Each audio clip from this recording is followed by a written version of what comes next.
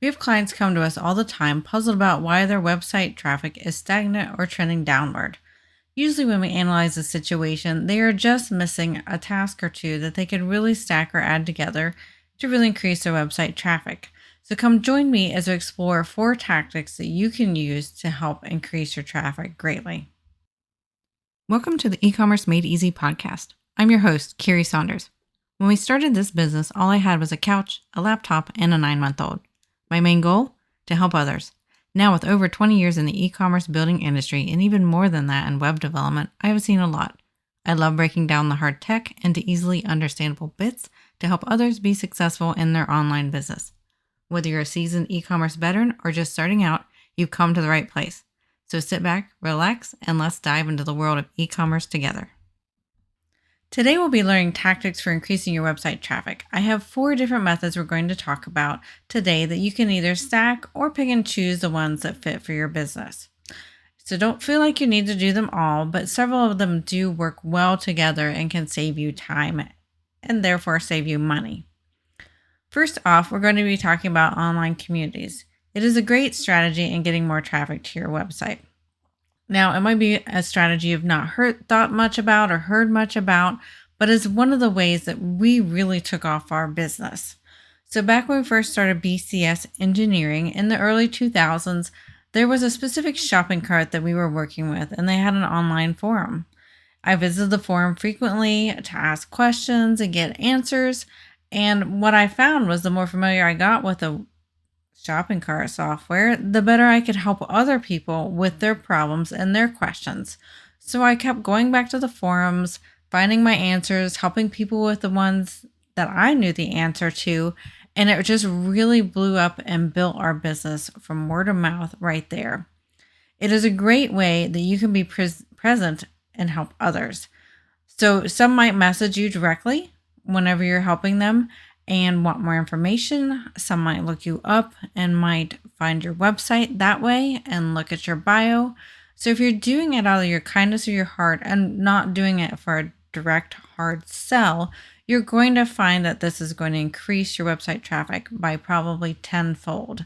We found this ourselves and we really skyrocketed once we started helping other people with their website with a specific shopping cart. We just kept getting more and more requests, and it just took off from there. Now, I know that online forums aren't really a big thing anymore, and you might find them some places, but not nearly as often. But where can we find current online communities? Well, we can actually find it in our social media places. For example, LinkedIn has groups and pages, and Facebook also has groups and pages. So you can look at social media where you already are and find online communities there. And again, my best advice is that you go in with an open heart and you try to help people there and just generally help them and not really do a hard sell. They're going to find you if they like what they hear and how they resonate with you. All right, so next up is social media. Some of our most successful clients are doing regular updates and engagement on social media. So one way social media can bring more traffic to your website is when you post links back to your website. So this can be great for linking to new blog post content, new products, new services, etc. that you have.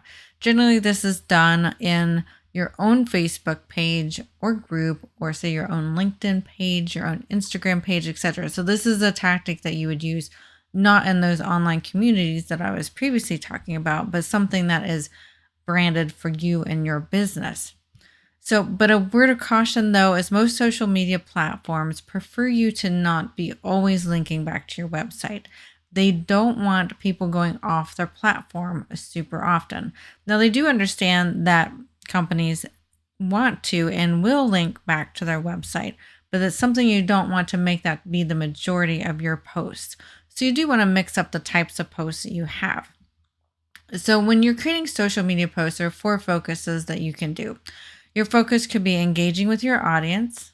So creating some engaging graphics, you might be asking them questions, getting their opinions. You can also educate them, and not always in your niche, Maybe it could be something related to what you sell or your services, but education is a great form of engagement on social media. And you can also entertain. You can be funny, you can do something fun, or you can simply show behind the scenes of your business or your services. People get really interested in things like that. And you can also extend an invitation and a call to action. So, what do you want them to do next? For example, you might want them to sign up for your newsletter. You might want them to go read a blog post. Again, these are things that might link them off the social media platform onto your website. So don't do them too often, mix them in. But those are 4 different ways you can do content for social media. So mixing up your content like this not only helps you with social rankings, but it also helps your customers and they will enjoy the variety.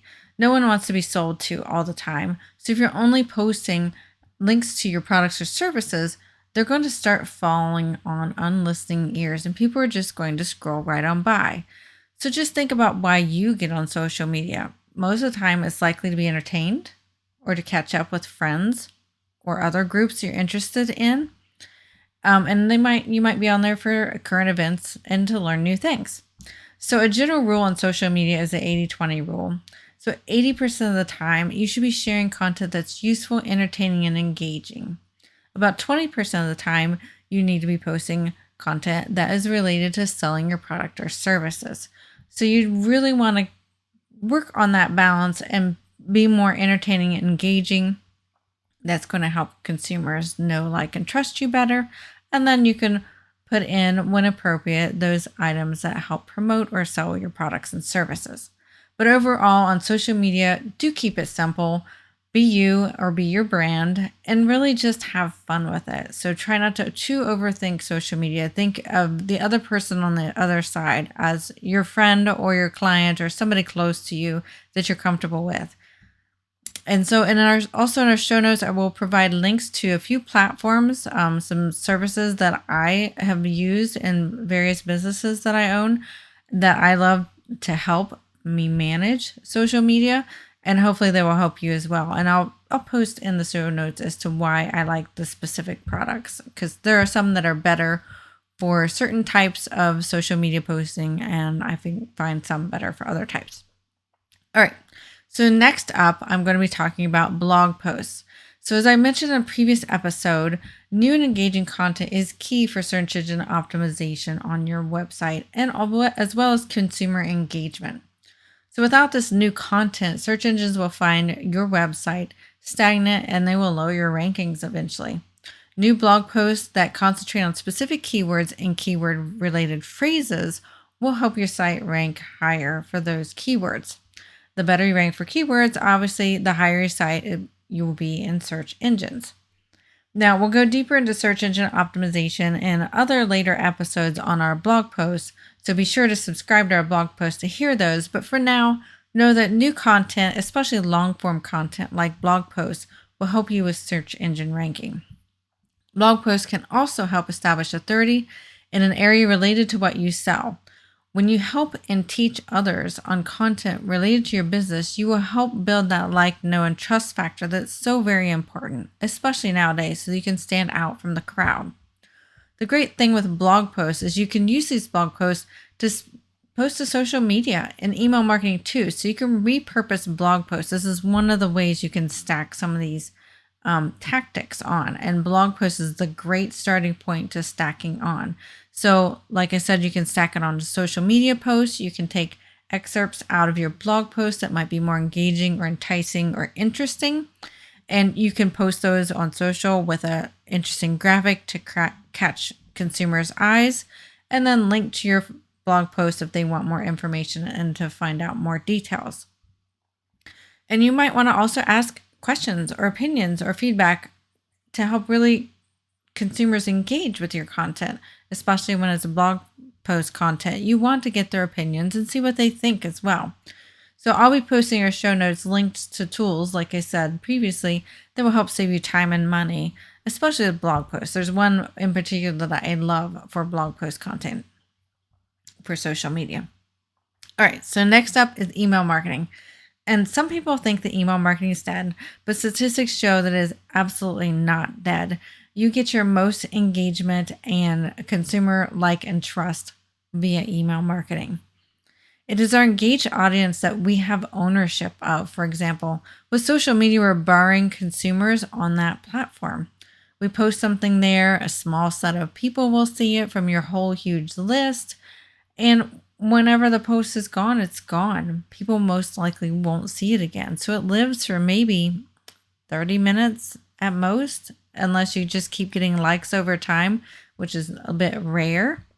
And also, it's like we're renting space on that platform. If the platform goes down or if your social account gets shut down, you don't have those followers anymore. They're gone. So, email marketing, you can control and you have the list of the emails, obviously with their permission, and you can email them at any time. If you provide value in your email, you will be building your relationship with your consumer even more.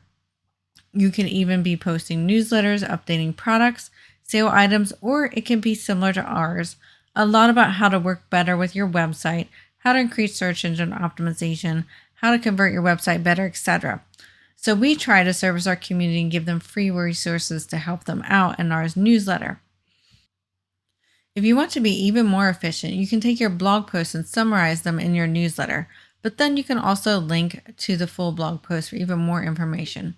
So you would be again repurposing your blog post for another way to reach out to your customers.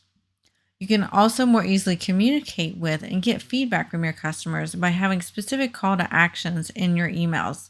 With email marketing, you can use specific tools that can really help automate a lot of this for you.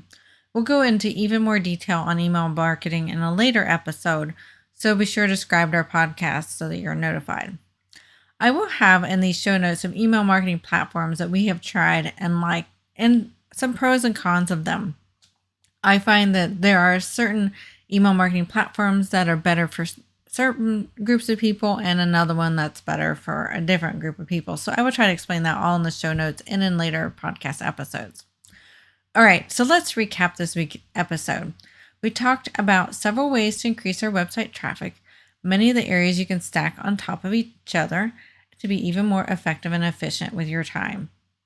We started off by talking about something possibly not as often talked about or thought of, which is online communities and how it can benefit your business and help you grow.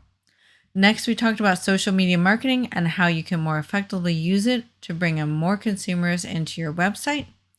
And then we talked about blog posts and how you can use those to not only increase your search engine optimization and consumer confidence, but you can also repurpose blog posts for social media marketing, as well as our final point, which was email marketing. So our last point again was email marketing and how it can really wrap up and tie all your other efforts into a nice bow and have a really great way to communicate with your audience. All right, so we want to hear from you. What is your favorite way to increase your website traffic and why? Or which one puzzles you the most and you want to hear more information on it? So be sure to go to our show notes website at www.ecommercemadeeasypodcast.com and drop us an email. We hope you enjoyed this week's episode of E-Commerce Made Easy. Be sure to subscribe to this podcast wherever you're listening, and we'll see you next week.